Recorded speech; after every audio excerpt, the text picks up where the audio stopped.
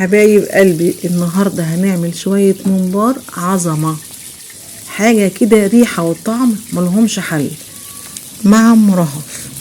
ويا ريت تدعمونا باللايك والشير والمتابعة، تكتبوا لنا في الكومنت من اي بلد، الشيء ده بيفرحني. بسم الله الرحمن الرحيم. هنبدأ الفيديو بتاعنا، وقبل ما نبدأ ما ننساش نصلي على حبيب المصطفى. ولازم تتأكدي من نظافة الحاجة اللي انت بتشتريها ومن الجزار اللي بتجيبي منه حاجتك. ونبدأ بقى على الحوض بالسكينة تحت المية ونشتغل في الممبار بتاعنا. وقلبته وغسلته ونضفته كويس جدا تحت الحنفية ونقعته زي ما احنا شايفين كده.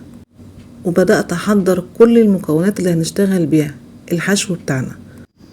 خضرة محشي، شبت وكزبرة وطماطم وبصل ورز ونص كوباية زيت، والبهارات حسب ما انت عايزة. وقمت ماسكه الممبار بتاعنا صفيته كويس جدا وشطفته زي ما احنا شايفين. وهتعملي كل حاجة في الكبة هتسهلك الدنيا تمام.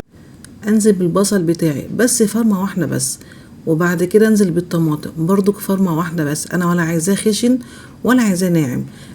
اما بالنسبة للخضرة افضل تقطعيها احسن بالسكينة عشان تتحكم في التقطيع بتاعتها تكون صغيرة وبسيطة. وهنزل عليها بشوية فلفل وكمون وملح وشوية شطة حسب الرغبة. وبعدين ننزل بالزيت ونقلب كل الخليط ده على بعض، والرز يكون مغسول ومتصفي كويس جدا. ننزل بيه على الخليط بتاعنا او على الحشو بتاعنا ونبدأ نحشي صباع صباع.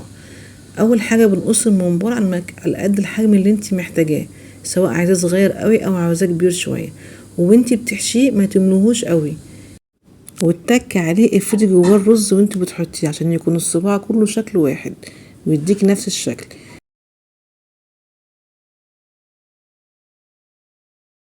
ونيجي بقى للسليق بتاعنا. في حلة مية مغلية على النار هنضيف فيها نص معلقة قرفة ونص معلقة جوز الطيب مطحونة ومعلقتين غار وشوية خضرة وبصلة متقطعة وشوية طماطم، بتخلي طعم الشوربة في حتة تانية خالص، والريحة مش هقولك عليها. وما ننساش طبعا الملح بتاعنا. وننزل بالممبار صباع صباع زي ما شفنا بالظبط كده، ونقلبه تقلبتين، وكده الشكل بتاعه النهائي بدأ ان هو يستوي. هتعرفي منين ان هو استوى؟ هتقلبيه تقليبه بسيطة كده، واستحسن الممبار بالذات ما تقلبش كتير وهو على النار عشان ما يفرقعش منك.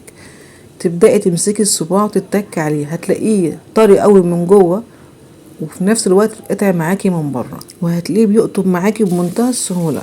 والرز بتاعه من جوه مستوي وطري، مش هتلاقي احلى من كده. وبألف هنا وشفا. وطلعي بقى وحمري وكلي بألف هنا وشفا. مش عايزه اقولك الريحه بتاعته بتقلب العماره، وهتشربي احلى طبق شوربه. وبألف هنا وشفا. وما تنسوناش دعمونا باللايك والشير والمتابعه. ولو في اي حاجه مش واضحه ابعتولي في الكومنتات وهرد عليكم. شاركونا دعمكم في الثواب، وصلنا على حبيب المصطفى.